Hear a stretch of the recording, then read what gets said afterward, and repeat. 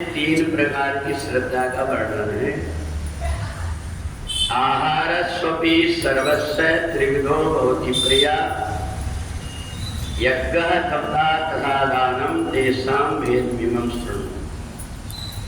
भगवान कहते हैं जो कुछ भी हम कर्म करते हैं वो तीन प्रकार के गुणों में बढ़ जाता है, सतोगुणी, रजोगुणी और तमोगुणी।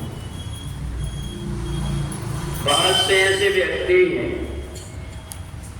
जो अपने परिवार के लोगों को कहीं कोई सत्संग में अगर ले जा लेते हैं तो थोड़ी सी देर में ही उसको पता नहीं कितनी चीजों का ज्ञान हो जाता है और उसका जीवन में जो कभी नहीं किया वो भी कर्म अपने आप जो रुका हुआ होता है वो होने लगता है।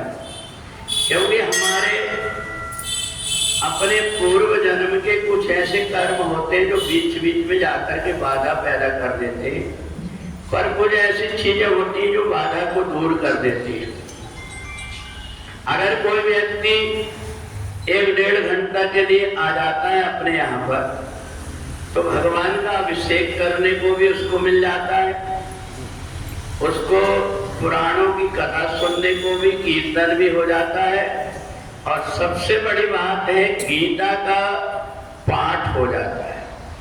गीता कोई संत मुनि महात्माओं की लिखी हुई नहीं, ये भगवान की वाणी।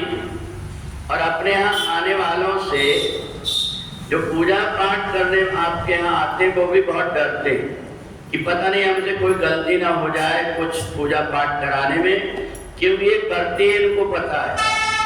जो आपके यहाँ पूजा पाठ कराने आते हैं आप देखेंगे थोड़ा गीता का एक श्लोक पढ़ो, वो कहना ही नहीं ये हम नहीं पढ़ते, क्योंकि उनकी श्रद्धा नहीं, उनका काम है कि वो पूजन पाठ करा करके अपना पेट चला सके, पर उनकी परमात्मा के प्रति श्रद्धा नहीं। अगर परमात्मा के प्रति श्रद्धा हो तो वो परमात्मा से जुड़ने की बहुत कोशिश करेगी। तो इसलिए एक व्यक्ति परमात्मा की तरफ देख करके काम करता है और एक व्यक्ति पैसे की तरफ देखता है कि मेरे को इससे फायदा कितना होगा। और इसलिए हमसे भी कई बार बहुत गलती ये हो जाती है कि हम अपने संसार के और परिवार के लोगों को तो धोखा देते हैं, पर कई बार हम परमात्मा के साथ भी चीटिंग करने लगते हैं। तो भगवान ने कहा आहार स्वपि सर्वत्र त्रिविधो भवति प्रिया।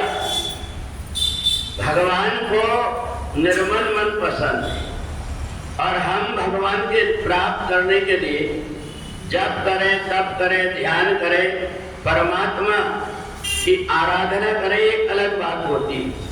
परंतु हमें ये बताया गया है कि उपास रहने से परमात्मा बड़े जल्दी प्रसन्न होती है और हम उपास का अर्थ नहीं जानते।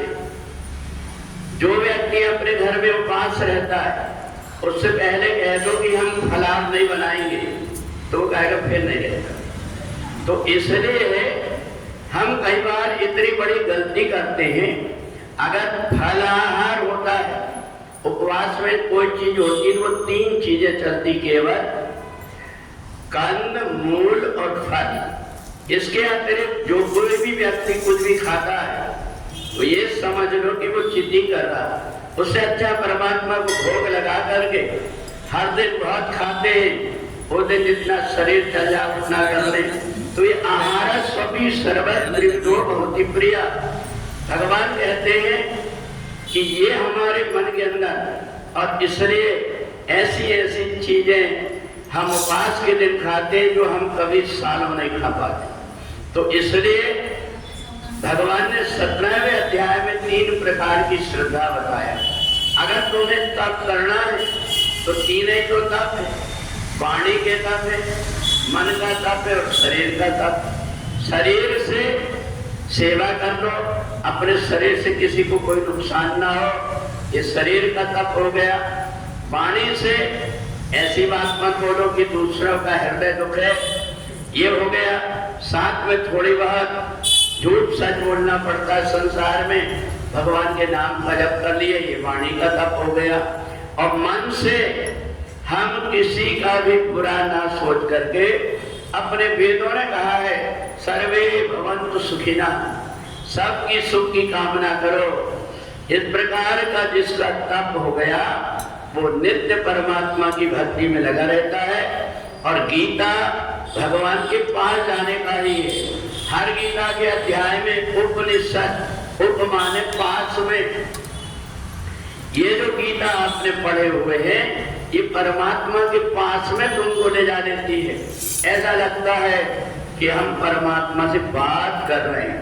इधर उधर घुमाने के लिए जो रिश्तेदारों को ले जाते हैं, उनके अतिरिक्त अगर थोड़ी देर कोई गीता में उनको लाकर बिठा लेता है तो पता नहीं उनके कितने जन्मों के पाप नष्ट हो जाते हैं।